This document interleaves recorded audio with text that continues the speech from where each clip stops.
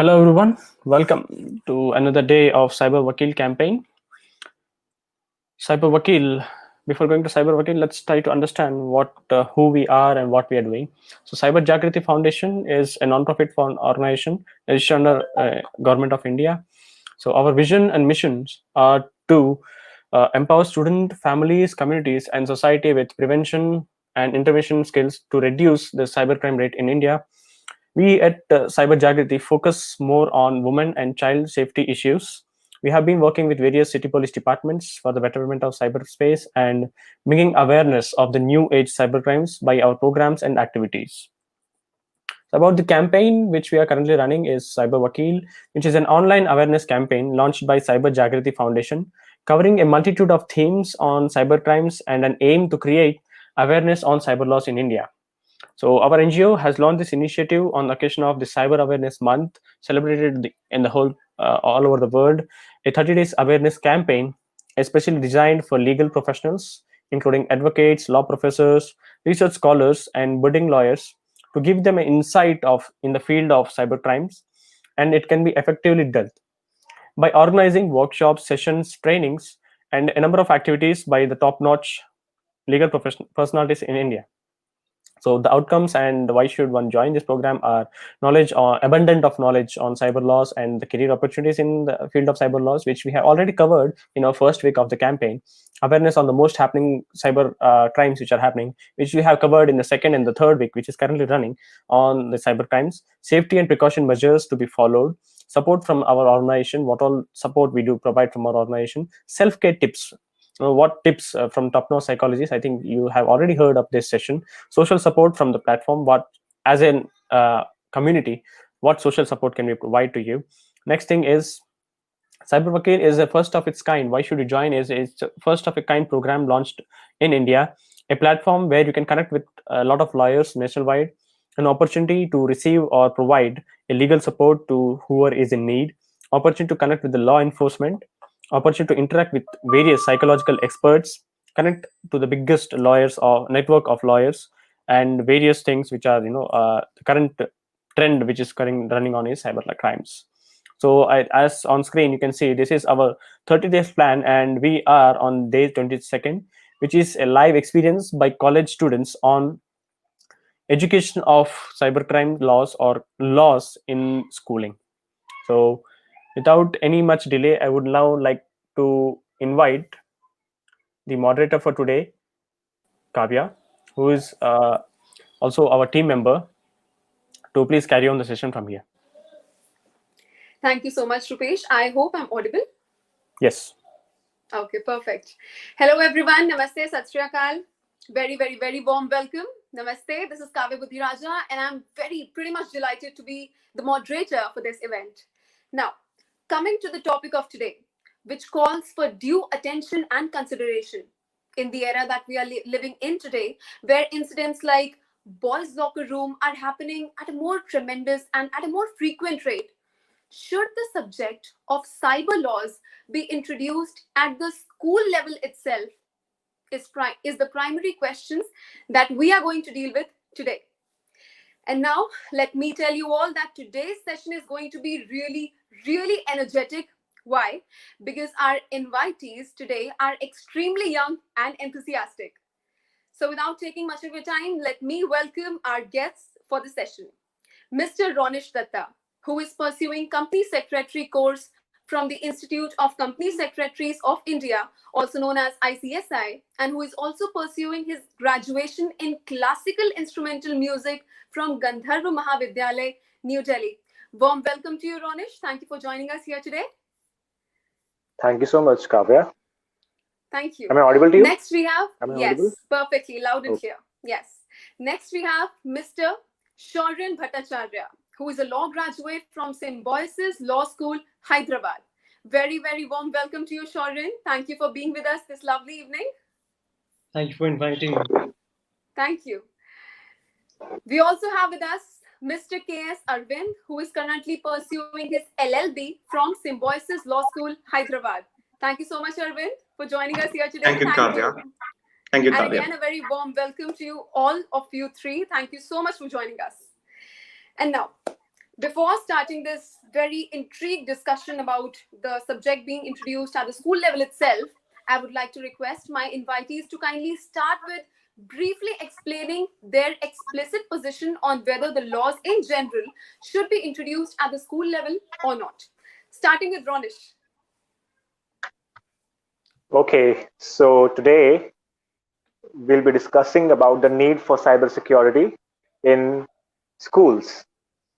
So, with education being one of the key factors in everyone's life, the education system of our country seeks to provide the best education for children's, and also it seems to provide the skills which can navigate their day-to-day lives. And I mean the day-to-day lives I refer to with lives which are actually cyber, the lives which are actually they are connecting with internet. So in our technology infused era, we need some cybersecurity skills, it's very sure. And parents and schools have a very crucial role to play in this, because it is always said that learnings begins from home, but then schools are also a pillar for our education, right? So many of us use social media, even you, even me. Some wants fame, some wants attention, some wants to express their feelings to others, maybe, or some they want to just be there for fun, right? So use of internet for us, for being us youths, adults, is actually not limited. So for us youths and for us children's, actually this knowledge of cybersecurity is very, very, very crucial. Although internet has a very vast potential and benefits for us, but the excessive use of internet can cause really trouble. You know, it can lead to risks like cyber addiction. I've just met a friend who is actually very addicted to cyber. You know, he's always 24 hours into phones. So that's a kind of cyber addiction, or maybe gaming or gambling. Or nowadays, it's very common that people have cyber sex or pornography, and even the exposure of personal information too. So, according to many reviews, what I've read, there are many benefits if the school is able to fully apply cybersecurity education. But very unfortunately, it's very disheartening thing that uh, participants are very much less willingly spending money or time on cybersecurity. Even the schools are not ready to pay expenses for having cyber security, maybe seminars or workshops, right? So every person, according to me, every person who lacks cybersecurity awareness is a result of not being informed of the importance and effects of cybersecurity itself. So, what if it all started in schools? So, if we want to make sure everyone understands the essentials of cybersecurity and change habits, so shouldn't we start early, as early as possible? Right. So, after all processes of preparing children for tomorrow, the world needs some kind of digital education, because as we know, because of this COVID-19, the whole world is going digital. Even food, even marketing, even schools, even colleges, everything, even the offices, everything goes going digital. So we need that education from the very basic. We need to start from at very early age, and just as some schools have already started these things, like they have their own literacy classes, they have their own coding classes, they have their own computer classes. So why can't they have a digital health classes for them, so that they could actually teach students how to be safe, Yes, so how to be, basically you're in favor of introducing such subjects at the school level. Am I right? very much, very much, yeah, Yes, so yeah, that pretty much explains your yeah, explicit position. Now coming yeah. to, thank you so much, Ronish. It was really a great kickstart to the session. Coming on to Mr. Aravind. Guys, just a simple request. Kindly keep your opening address a bit short and crisp. Thank you. Aravind, could I please have you on screen? Thank you, Ronish. Thank you. You're welcome, Kavya. Hello, am I audible? Yes, you are. Yeah. Thank you. So, as Ronish told, so school is the pillar of education. I mean, it molds the adults of tomorrow. So, what I would like to say is, as much as why the law in general should be taught in school. Like, it is not just the awareness aspect of it, but also the deterrence as well as the value it brings. So one of the major things that we know is that a person only respects something when they know the significance of it. So I think a person only respects law when they know how important it is to them and what are the impact it has it on them. For example, when I say teaching law, I don't mean that they need to teach contracts laws, but but the fundamental laws of fundamental importance, like for example our constitution, the fundamental rights and fundamental duties that is enshrined in it, like right to life, right to equality. These are all concepts that makes people think critically, and when they are taught from younger age, they understand the value of it. They understand they should respect not just their life but also others life as well as the equality of others. Now, let's go to more of the current scenario, that is women like are facing a lot of atrocities right now. So here also laws play as an important part. So like in start from the beginning, like start in the early age, talking to them regarding the importance of consent, what falls under consent and what is not consent, and like what falls under harassment, what is sexual harassment. So when we teach them and the law and the punishment that comes with it, I believe it not only creates an awareness but also a deterrence from not acting according to it. For example, narcotics, the punishment for it is up to 10 to 20 years. When we are explaining not just the health aspect but also the punishment of being caught with it, I think there might be a chance, not for everyone but at least for some people, from deterring from not doing it.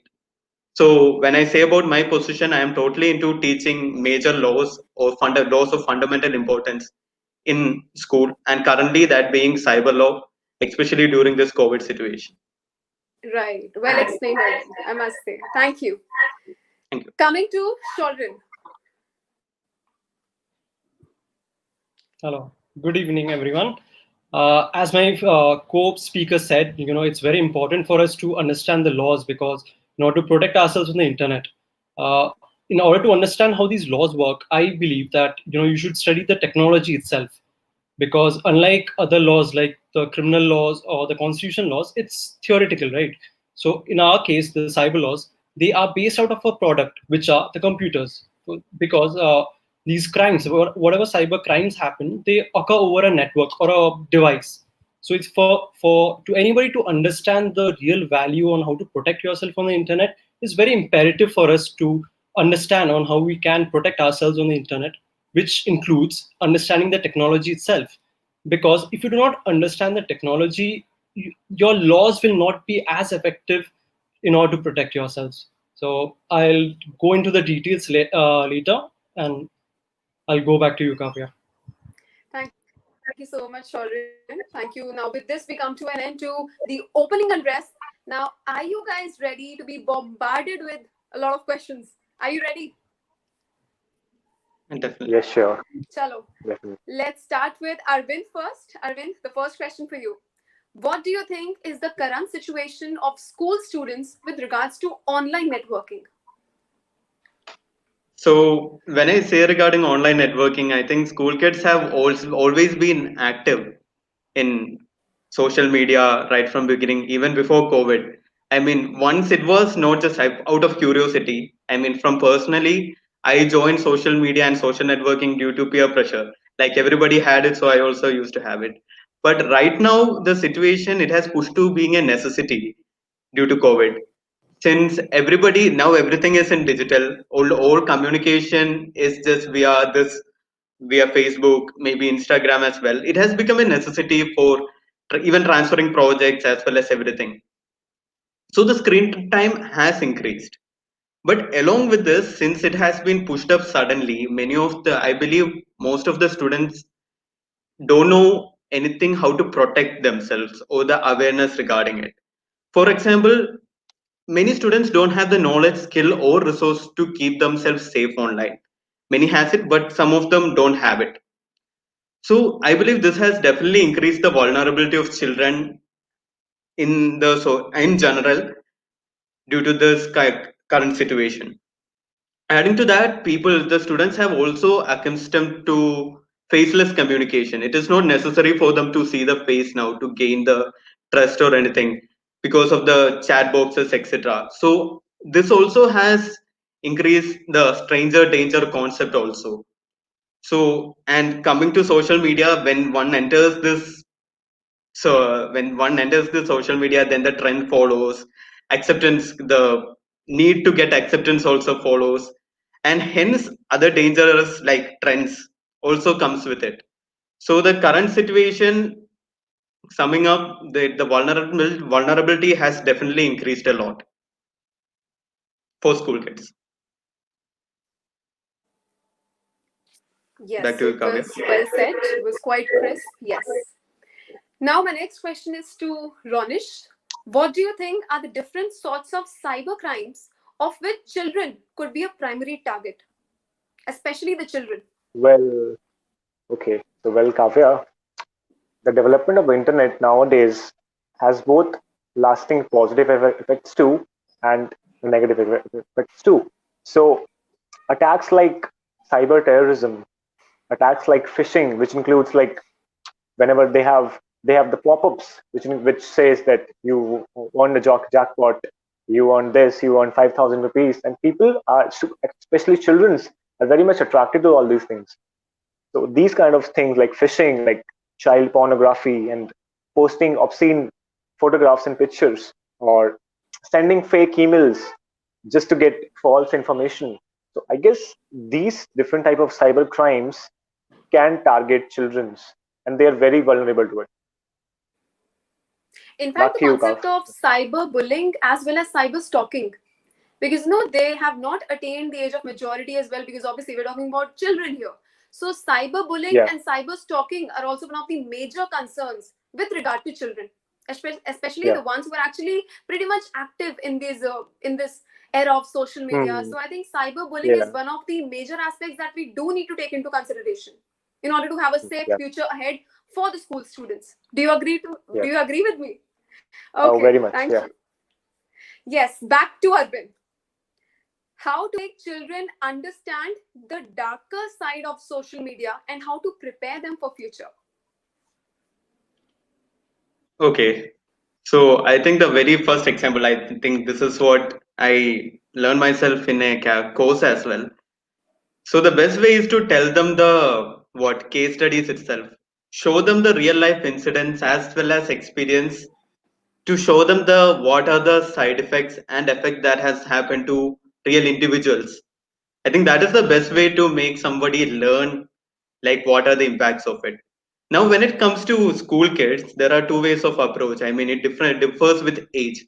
For example, from first to sixth standard, giving them a news article won't help much. They won't understand the gravity of it. I mean, they are more like they need to be entertained to teach.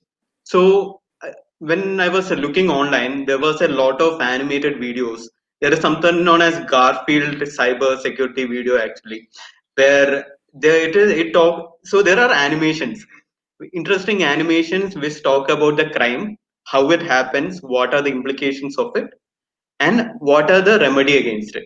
So parents and the children is shown, and the whole laptop and the whole atmosphere is shown. I think these animated videos are a good way to make 1 to 6 standard kids learn about the dark side of social media. I mean the general problems with social media. Now when it comes to teenagers, I think as I told earlier, the best way is to do case studies. So one of the videos I saw, it talked about this Tinder and the Tinder case where a murder happened. So when I saw it, it had a good impact on me. I'm like, okay, I need to be careful. I can be that person. I can be that person who died, who was the victim. So teaching kids, I mean, so providing the news articles and case studies itself is one better way. Now, second aspect is open conversations. Communication is an important aspect. So create an atmosphere just like the parents, teachers, do's and don'ts of real life. Like don't talk to strangers, don't do this. I think for digital life as well, it should be done. Like don't share password. Personal information should not be provided in social media. If a stranger approaches you, inform the parents first. So creating this atmosphere for communication and advising them just like in real life is also a good way to make them understand and prepare them for the future.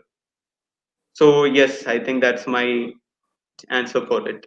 One, see, these two are just more few of the examples. There are a lot of ways, but I think these play a major part. Totally, yes. Even in the time wherein the sex education has become quite liberal with it, and people are actually discussing about it. So this needs no longer to be stayed in isolation. This also needs due consideration of everyone, including parents, government, teachers, society. Everyone should be paying due attention to it. And I totally agree with you. Thank you, Arvind. Next question is to Shorin. Now, Shorin, do you think the policies these social networking sites have, for example, Facebook, Twitter, WhatsApp, YouTube, Instagram, everyone, so the policies that these networking sites have, do you think are they enough in order to provide protection to children from cyber attacks? Or you can take people in general. You know that, yeah. So how these social media companies work is that they do not regulate what content is put up on their applications per se. They say that, okay, you need to self-regulate. Okay, you have to make sure that the person who is sending you lewd comments or any unwanted pictures, is that you should take your action. Like you should block them or you should report them. The companies like Facebook, Snapchat, they don't really want to meddle into what messages are being sent, because then it becomes a question of violating someone's free speech. So, but for children or high school children or someone who hasn't reached the age of 18, the governments have said that you need to regulate, you need to actually safeguard their interests. So, on those cases, there are obviously safeguards put into place. For starters, unless you are 12 years old, you cannot have an account on Facebook or on any other networking application. Then you need to provide consent that, okay, this person has sent me a request. You need to consent, like, do I want to speak to that person, or should I not? And then again, you have to follow some etiquettes, social etiquettes on the internet, which are also called etiquettes, that if someone's sending you lewd comments, report them, delete the chat, or report that person, or you can take action against them. For starters, again, companies like Google, Facebook, they don't really want to meddle, but there's some instances where they do. The one instance is the Gazette Act of France, which says that you cannot deny that there was a Holocaust. Which there are many other laws like that in Europe also. So if, let's say, I put up a Facebook post saying that I'm denying that there was ever Holocaust, I can be criminally liable for that. And apart from that, there are also algorithms, like their keywords, maybe the terms like bigotry, maybe the terms like rape, maybe the terms like sex, or something which are not appropriate to be on a social media where everyone can read your messages. Those are filtered by the algorithms, and they're then reviewed by a actual person to check if they are valid to be on the internet or not. So that's how it's being controlled. I think it's pretty much exhaustive, whatever you explained. I don't need to add on anything for that, and I totally agree to you. Now, the question is back to Ronish. Ronish, may I please have you on screen? So, Ronish, would you like to share your own personal experience as a school kid regarding any of the cyber-related incident that happened with you, maybe during your school time or graduation, anything like that? Any of your personal experiences? Oh, okay. So, in regard to your question, I just remember one incident I had at my schooling days. So, I had one classmate who has his best friend. So, they were very much tech savvy. So, I was not, but then they were very much tech savvy. They were always into their phones, and they're talking about phones and gadgets and laptops and computers and whatnot. So, once that my friend's best friend, he by mistake he shared his password to his friend, I mean my friend. So as he shared that password to him, now he can access his accounts very easily, like in just a second. So what he did was, just for fun, it was nothing, nothing grudge for him, but for fun, he just went into his account. He, you know, he opened his account and then he messaged all his relative with violent and abusive things. And he just did that, and all of a sudden, it was like it was just a game of seconds, and you don't even know what happened. So this is the thing. You always have to keep your passwords very strong and very safe. So I think that's the only incident happened with me till now. Yeah, I think Thank you, it's Kavya. very much important to keep your softwares updated and also to keep your passwords very much secure. Just don't, to everyone Yeah. who's actually watching this show right now, just do not share your passwords with anyone. And in case you have a breakup, do make sure to change your password. Please do make sure. Now, coming to Aravind, are you ready? So basically, it's quite a tougher question. What difference do you think would it make if we integrate cyber awareness, the subject of cyber laws, in the school curriculum itself? Now, I think this question is really, the crux of the whole of the topic that we're dealing with today. So yes, Arvind, your views on this. And even the other members could also join in for this particular question, if you like. Yeah. So I don't think it's a difficult question. I think it's a very, very important question that should be really, I think it should be integrated. First thing saying, education makes you prepared for tomorrow. That's the first thing. Now, talking how, I mean, what Ryan told regarding, so all these social media and everything has safe policies for safeguarding. Like parent supervision is there and parental control is there. So so when the students are young, this helps. I mean, this helps avoid a lot of issues. But what when they grow up, when they have to face the world on their own? I mean, it's not like parents can. I mean, I won't be comfortable with my parents coming and checking my internet when I was in 11th or 12th standard. So when they have to face their own, these safeguard and supervision doesn't prepare them for the future. Only education would. I mean, education is the thing that makes them prepared. Like it makes them adopt safe. I mean, it's a fact that education changes the behavior also. Some things we inculcate in our daily life as well. So cyber awareness, if it becomes a subject, I believe that it will help as an adult to inculcate safer internet habits when they grow up. I mean, something a lifetime. Moreover, it's not just adopting our safety for our own, but also it makes them responsible, like a responsible digital citizen. Not just personal safety, but understanding others' safety, others' right as well. What not to violate, what is the boundary. So if cyber awareness is taught in school as a separate subject, I think it will definitely help in it. So this again varies depending on the west what's higher secondary standard or where when it should be taught. I think the how you teach a 1/5 standard, 10th standard, and 12th standard is very different.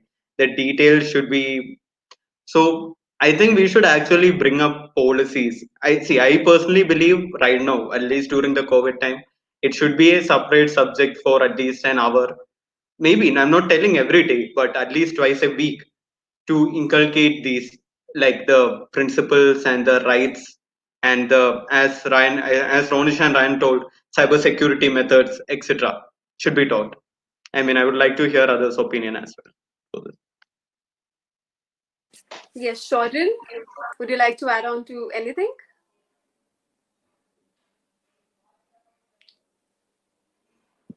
Yeah. So last week I gave a talk on cybersecurity to my old school, and I was speaking to class 7 kids, and all they did was they were complaining to me, saying that my parents are looking at my Instagram, my parents are looking at my Snapchat. They ask me wherever I go, they ask me to send them updates, their WhatsApp location. How do I stop that? And that's when I realized, it's not just the children who are scared about what's on the internet, but it's also the parents as well, because the internet will always be based out of on trust. Like if your parents do not trust the people who are on the internet, they'll definitely not trust you talking to someone who you do not know. And as Aravind said, it's a very faceless environment. So so we right from the school level, it's very important for kids to understand what the etiquettes are, because they'll be the future generation and they'll be providing a safer internet for everyone. Those are my views. Thank you, Sourayan. Ronish, would you like to add on to anything?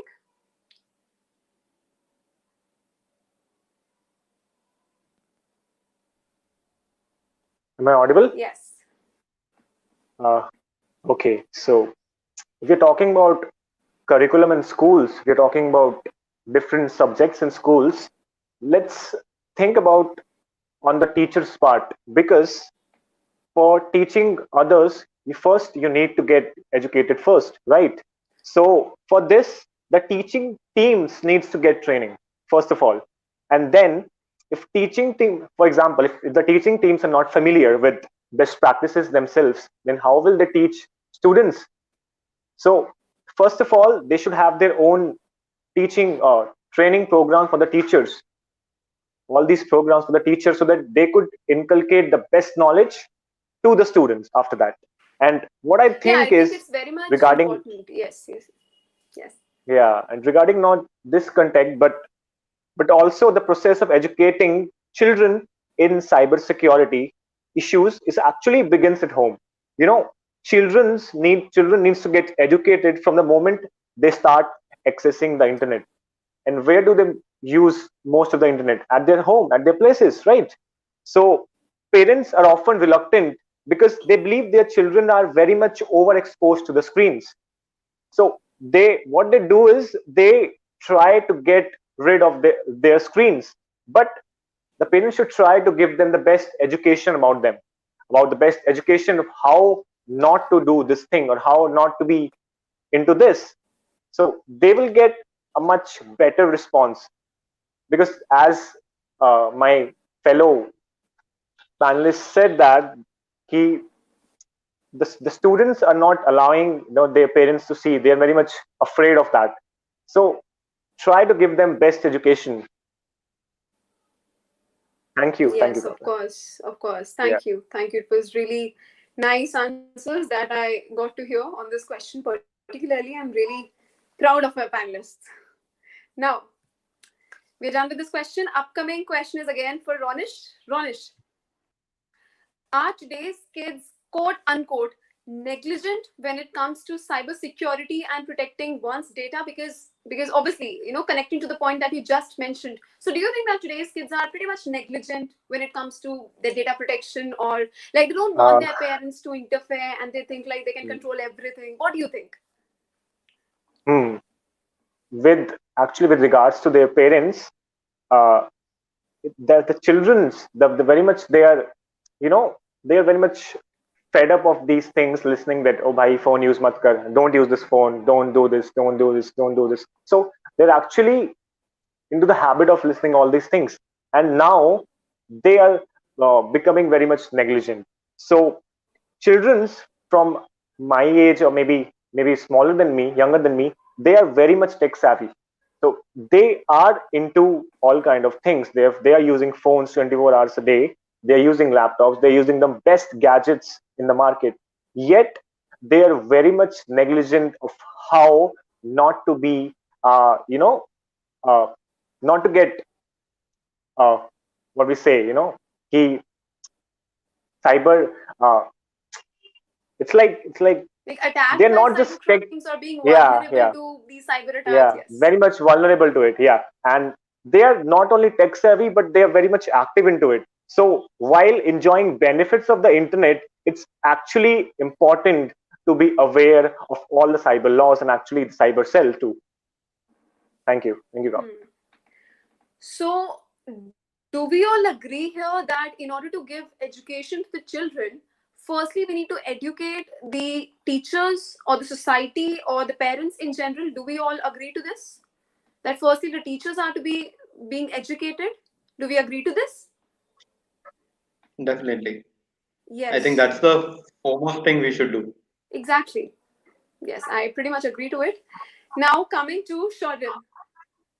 Sharan, do you think that the Personal Data Protection Bill, also known as the PDP Bill 2019, which has already been passed in the Lok Sabha and is waiting for its approval in the Rajya Sabha, so will that be helpful enough in order to curb these cyber risks, especially when it comes to students or children in general? My answer is yes and no. Yes, because the bill does give you certain rights. So you have 5 rights. You have the right to know what information a company has on you, like every information that you provide, or if they are doing any behavioral or any monitoring activities. So what decisions are they taking about you? You have the right to know about it. You have the right to update. If you feel that any information is outdated, you have the right to update it. If there's any information that is incorrect about you, then you have the right to correct it. Then there's a right of for you to delete it. So the delete is that you, let's say you want to delete your Facebook or your any social media, you have the right to delete that account, and you can say to these application owners that, I do not wish to be on this application anymore, so please delete my data. And the last right that you have is the right to be forgotten.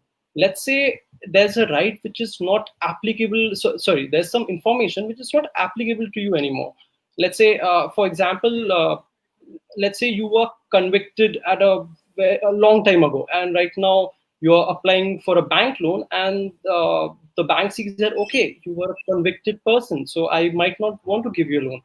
And let's say the conviction was of a very small nature. Let's say you did a petty crime, a very small, non heinous crime. Then you can to the company which, or the application which published that information that you are convicted, you can go and ask them that, this is not relevant to me anymore, so please, I'm exercising my right to be forgotten, and please remove this from your database servers or wherever it's stored.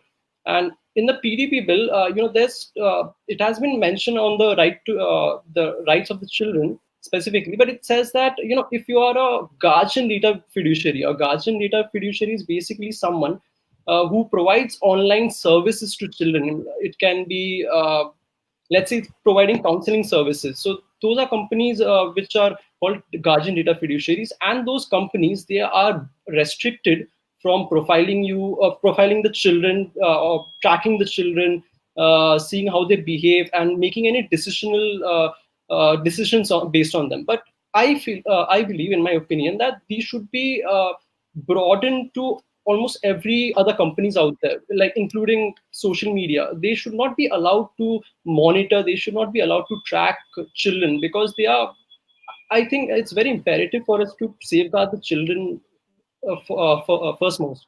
And apart from that, we do have other sections which talk about that, you have to be mindful when you process the personal data of children.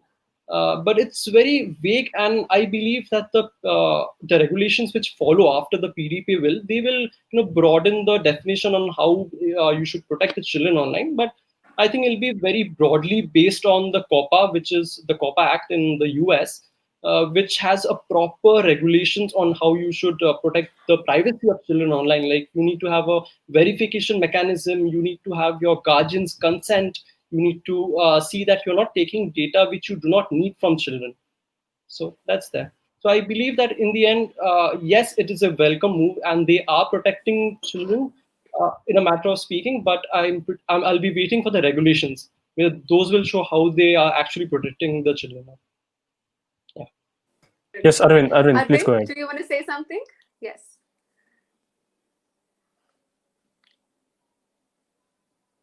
It is enough to protect the offenses that children actually faces right now, like cyberbullying and all. I think even IT Act doesn't have anything covering it.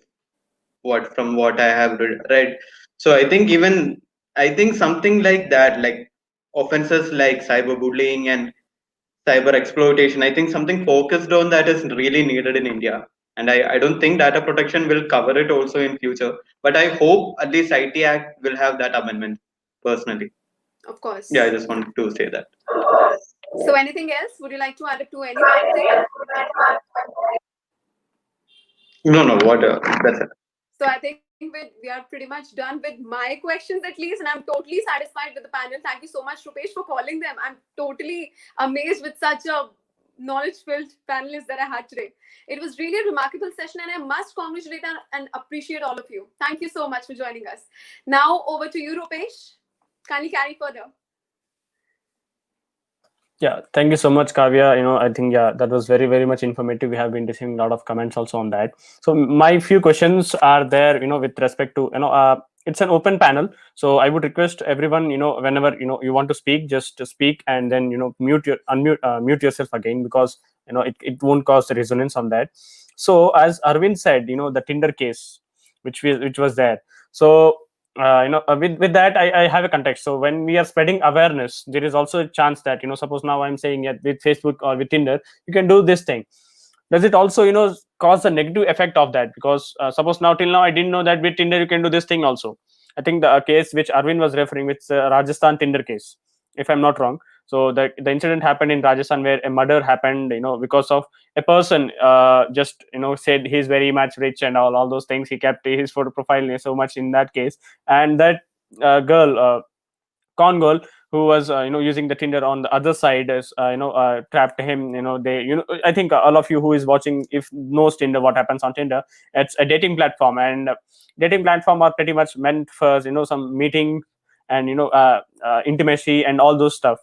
So with that, they thought of catching up, and when they got catch up, so the girl actually kidnapped him, and then he said like, I don't have money. The profile which says it's a different profile of different identity of mine, and the real identity of mine is something little different. And then because they couldn't provide him money, they just killed him.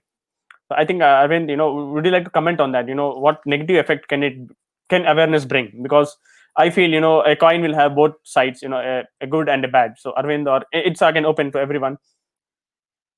Okay, so when it comes to that, I believe that's when we need to apply our sense as well to see getting when the information is provided, it is up to the person to take the right information, not to think the wrong aspect of it. If they are taking the wrong aspect of it and getting in trouble, I personally don't know what to comment on that. I think that totally depends on the sense of the individual when it comes to this. I mean, that differs from case to case scenarios. But yeah, I mean, if it has a really negative impact only, and if a person still goes with that, then that is, I mean, Yes, yes. common You cannot, sense. you cannot. I think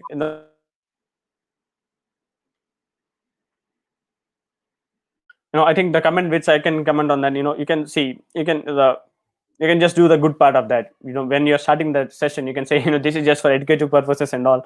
It's up to that person. You cannot go. You cannot see if the who are the bad person are there here. They were sometimes the kids. They were taught good only. No teacher, as of my knowledge, is there. Who teach bad stuff to them. But there are. It's totally the individual's perspective. There can be an incident happen because of which he might have turned into that form. Again, now I would like to go with the question with Saurav, Sourayan, on which he said the age factor. Okay, so I think the point you currently mentioned was the social media platforms. If you go to an app store and open an app, you'll have the age rating over there, which says 12 plus for Facebook. But do you think that people are using below the 12 age also on that? Definitely, uh, uh, I know many people who joined Orkut and Facebook when we were under 13, and it's a bit of a problem because you can make a fake profile on Gmail. You can say that you're 13 years old or 15 years old or 60 years old, whatever, and you can go on Facebook, on Snapchat, Instagram, whatever. So I believe there should be a mechanism where you can verify your age or your identity. And again, going back to the question on the Tinder one, there was a report by Shadi.com or some marriage portal where half of the women, the profiles are fake. They're actually run by a guy or group of guys. They have just made fake profiles with a girl's name, and they just create those profiles with pictures from the internet. So if I'm correct, the current government, they were trying to inculcate the Aadhaar info with social media so that you can verify who you are on the internet. And such idea would not be a bad idea. And at that time, you can verify your age and your who you actually are, which can reduce not just fake profiles, but actually can say that okay, this is a genuine person, and can avoid many problems. Oh, yeah. Thank you so much, Sourayan, for that. I would like to add some points, to for whatever extend that it to more constant, because see now the social media profile network which are we having, like it's a Facebook, or I think most of them is by Facebook or Twitter. There's only two handles which are left more in the market. Everything is owned by Facebook now. Those companies are not Indian companies. They are owned by some foreign company like US. Facebook has its base in US, and also Twitter has its base in US. So giving Aadhaar data to them or giving access to Aadhaar to them, how safe is it? Do you feel? uh, that's unfortunately that's how the internet works. The internet was born in the US. Countries like ours, we have always been a follower of the internet trends, or the computer trends. There has been a move towards being more atmanirbhar, and I'm pretty sure, and that has been going on towards being digitally more resilient towards our Indian products, and that has been seen. When even if you're procuring computer products now, they'll be your Indian companies are given more preference. So yes, obviously the transborder flow of data is a tricky subject. You have to be compliant with many laws, and I believe that the current way which the PDP is saying that, what, if you have a company outside of India, then you need to have your data at a warehouse in India, so that when there's any legal trouble or any legal cases, at that time you'll have the evidence. It will not go from one country to other country. In many cases, when the person is somewhere else who does the crime, or if the data is somewhere outside of India, getting those treaties or those documents is a very big task for the government. Many a times they don't hand over because of their own privacy rules. So it's a very good move that, if let's say a company is dealing, if it's a foreign company, then they should have the part of the data at a data warehouse in India. That solves a lot of problems. Yeah, that pretty much answers that. Because if they are having the data center in India, then I think the concern of data the concern of data privacy might give answer to a lot of questions to that. Okay, so next, moving on. So it's an open question to all, nothing specific to any single person. So is on which points school and colleges need to focus for better environment for their students in the terms of cybersecurity? Because as you are all are from the lab background, so what are your suggestions, so that can be implemented in schools for this legal education to be provided? If one by one, if anyone can start speaking, it would be very good. Starting with you, Kavya. Okay, so firstly, I think the topic, I mean, the very point has been pretty much clear in the discussion as well. That firstly and foremostly, I think the teachers and the parents need to be educated about it. The first and foremost thing is that education is the key. Like, we all know that, and I think without knowing anything, you cannot actually transfer it to anyone else. Be it sex education, be it cyber related laws, be it cyber security awareness things. So I think ultimately education is the key, and firstly we need to educate the people who are actually going to educate the children further. So that needs to be taken into consideration as per me, and I think that is the primary goal that we should be actually focusing on right now.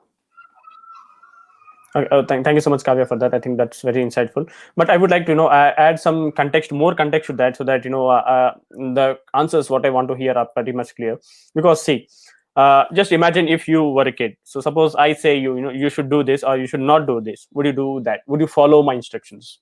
Think in that context and give me this answer. Suppose I say, as I think Sourayan also was mentioning about that, there were kids. They know Facebook says that if you go and type your original date of birth on that, Facebook will say no, you're not eligible to be on Facebook, right? So that's the reason they changed the year of birth, or maybe the whole date of birth they might change, and they might register an account on Facebook or any other platform. I personally did that. When I registered to my social media account, I think it's pretty 10 years or 10 to 12 years back. So it has the same concern, and I need to change that. I shifted my date of birth to the year of birth, and then I started using that. I think Pretty everyone much does because that. yes. Everyone So does that. yes. So what do you think, as keeping yourself in the shoes of children? So what do you think that what to change? What that pain point, if we touch, we can bring change in that the mindset of the children. I'll go. Yes, sorry. Yeah, so I believe that the topic of cybersecurity should be taught from students of class 7, because those are the kids who are really entering the world of networking and the internet. Before that, generally your parents don't allow you with a phone for starters. So class 7 kids are the best time to learn about these. And secondly, uh, those are the years when you're entering puberty. You want to explore the world. You want to see what's good from bad. Personally, I've been someone who likes to figure it out myself. Like, you might tell me 100 times that this might be bad. Like, like my mom used to say, do not touch the stove when it's hot, but I used to do it, because unless I got to know it for myself that it's bad, people don't learn that. But obviously, like, if there are thousands of people telling you, okay, this is bad, then something should click in. And if that might take time, and that's normal. But yes, you guys are also correct saying that you should teach the parents and the teachers, because they are the people who are imparting education to the kids in the first place. And secondly, the responsibility also lies on the students itself, because many a times you see your friend. When I was in school, these my friends used to download movies, pirated movies from torrents. They used to download pirated games from the torrent, and I was the only dumb guy who used to pay for games on the PSP, and they would have the the all the recent games downloaded from the internet or somewhere. And I used to feel jealous, and like, why can't I try that out? So once I went and tried that out, unfortunately. And another thing for us during those times were that we used to download songs on the internet. And there was this website called songs.pk. It was very famous during our times. And once what I happened, okay, you know what, let's download a song, let's see how that thing goes. So once what I did was I put up the wrong address, and I was forwarded to a porn site. Unfortunately, my dad was standing behind me, and he saw that. He's like, "What are you doing?" I was like, "Dad, I'm trying to download a song." He's like, "No, you shouldn't do pirate. You should not download pirated stuff, because A, that is illegal. Secondly, that can get you in jail for doing something which is illegal. And third, you're not even on the song's website for starters." So these things, some things you have to learn yourself, and some things even you have to see how your friends are reacting. If your friend are doing something illegal on the internet, it is also your responsibility to call it out. For example, the boys locker room incident, the boys who were in that group, in the Instagram group, it was their responsibility to tell their friends that, hey, no, this is not this is wrong. You cannot objectify women like this, and you need to stop this right now. I'm very happy that one of the students actually reported shared the screenshots, which led to the whole debate over it. So, responsibility starts from you, I believe. Not parents and teachers will teach you, but you have to be responsible yourself for starters, and that will obviously be learned through trial and error, I believe. Yeah. Sorry. That's very, very much Also, amazing, I'd like to informative. one more thing. Yeah. I'd like to add on one more thing. Like, there's a very important aspect that Sourayan just touched upon, which was the mode of education. He said that howsoever times you might tell me not to do a certain thing, yet I will do it. Why? Because I want to explore. Why? Because I do not know what are the bad or serious consequences of that particular act that I'm about to do. So the mode of education is also very important when we actually talk about it. So I think for that, obviously, it's nothing related to law, but yes, of course, mode of education in general. I think the point that Aravind mentioned, that is like in the form of an act or in the form of plays, animation, something, which the children can actually connect themselves to. So I think something, it's like, हमने एक movie देखी थी, which was Drishyam. It's like learning is better when you see or when you feel that way, as compared to what you listen. So it's pretty much important that you actually make the children understand while they are actually a part of a certain thing, be it a movie, be it a documentary, be it an animation, or be it a play for that matter. So I think that simple telling them out, as we normally do in our traditional ways of teaching, of blackboard teaching. So I think that is not what we are actually wanting for this particular sort of education that we really want to give them, especially when it comes to cyber awareness campaigns or something like that. So practical demonstration is a necessity. In a nutshell, practical demonstration is something which is really required. Yes, thank you, Kavya. Adding to her, I think Drishyam also talks about the two coin servers talking about. After Drishyam came about, there was another murder which followed the same pattern also. So I think, yes, that Coinwala thing, I mean, learning which part of it. Then I think when we are focusing on which part to focus on, along with case studies, I think we students should know the implication of it. As Ryan told, it depends on the individuals a lot. For example, there was this incident where me and my relative, we read about this news where morphing was happening, where in Instagram, the pictures were morphed to nude pictures. So I still used Instagram while she stopped using Instagram as a whole for 3 years. So I think when you say the implications of what happens, what is the danger, and focuses on it a bit more, I think it has a slightly more impact, even though it varies from person to person. That's my personal opinion. Yeah, thank you so much, Arvind and Kavya, for pointing out these points. To addition to that, because Kavya, you were saying mode of education should be plays a very key role on that. I think in the recent days we have seen that a new policy is being launched, which is National Education Policy. Do you think that that can help in that change, to bring that change in this field of mode of education? Anyone would like to comment on that? Yeah, I would like to add that it was a very welcome move to see that children will be taught coding right from class 6, if I'm correct.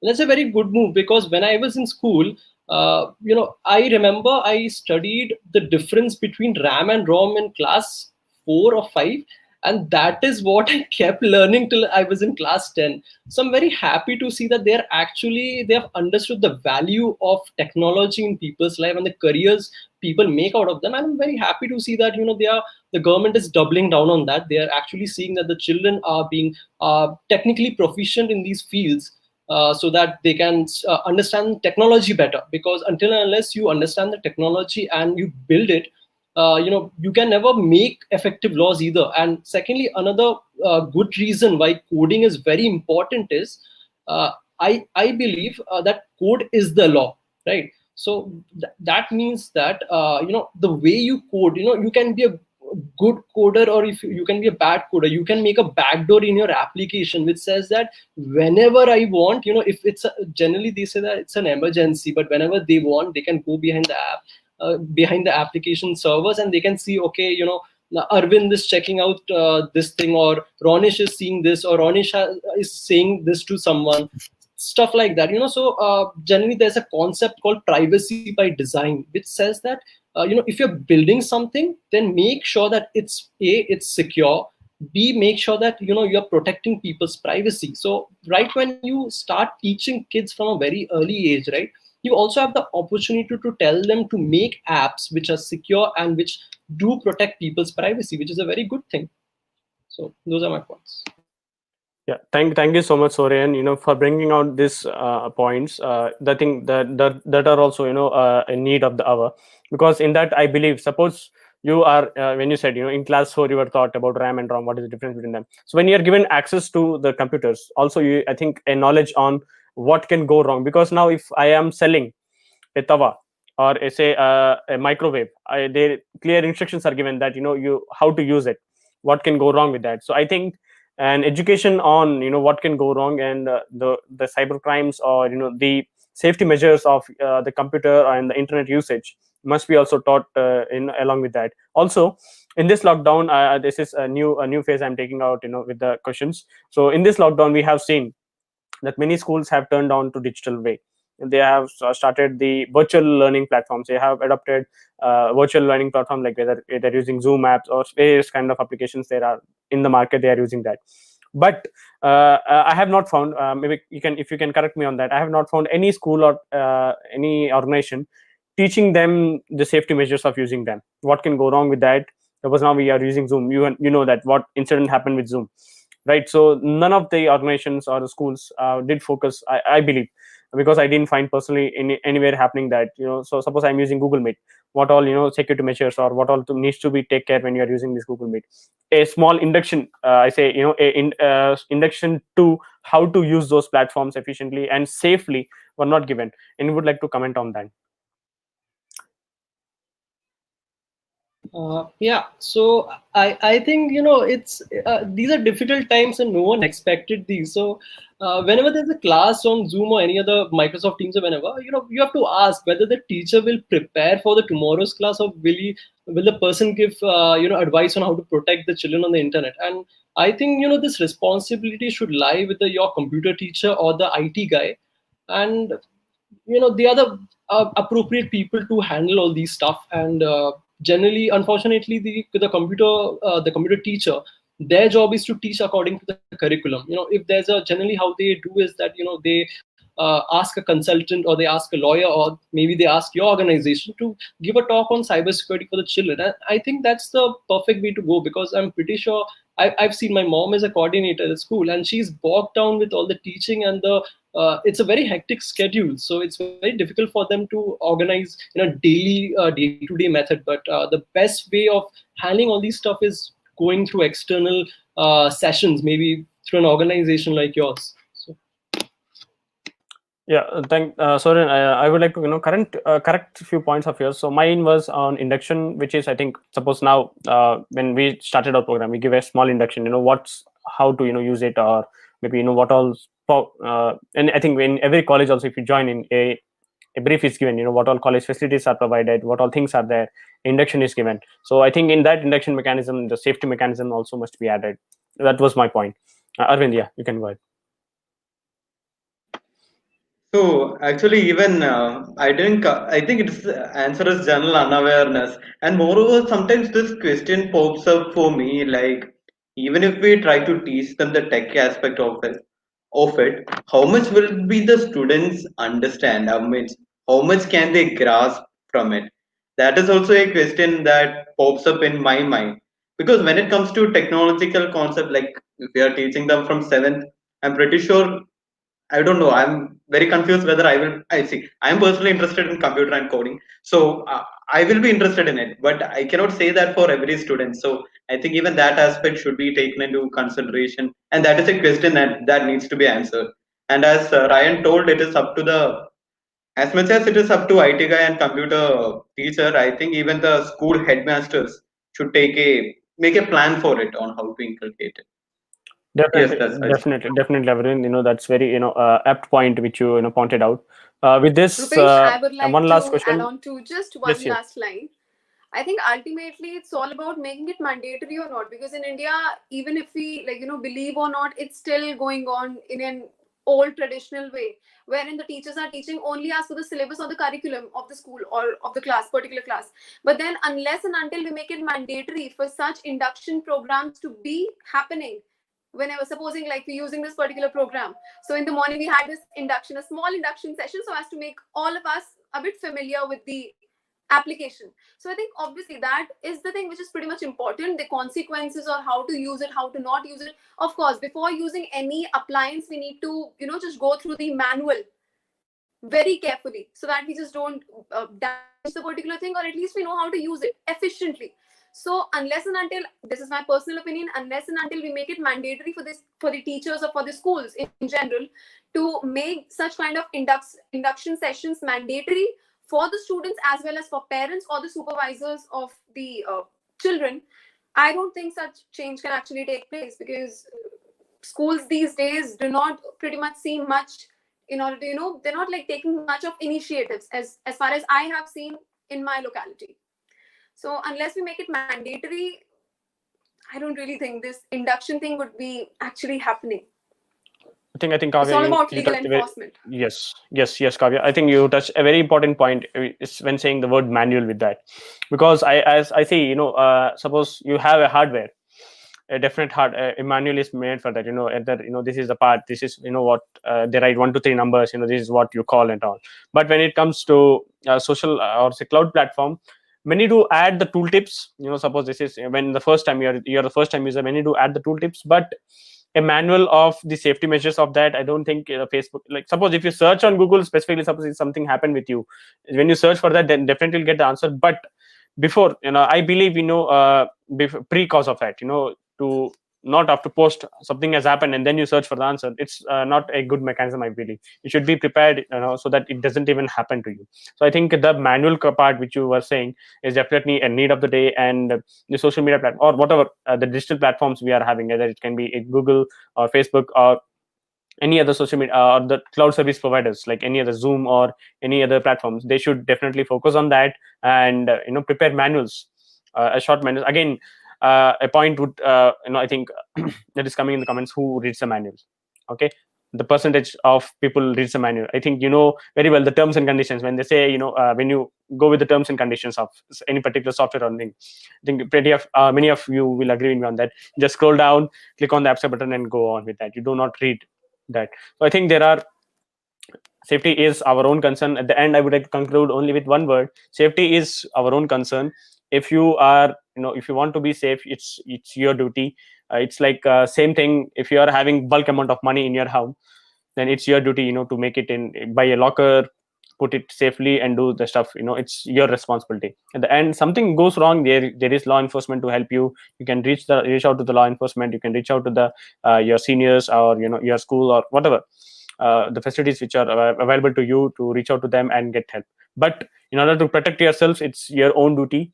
If you are taught, it's very well, you are into a good environment. If you're not taught, it's again your own duty to get educated. So with that, thank you so much everyone for joining with us and sharing your amazing views with us. I think it was very, very amazing and a very high session for us also, and many inputs I have also taken down, which I think will be forwarded to the concerned department so that they can focus on that. Thank you so much. Have a great day. Bye bye.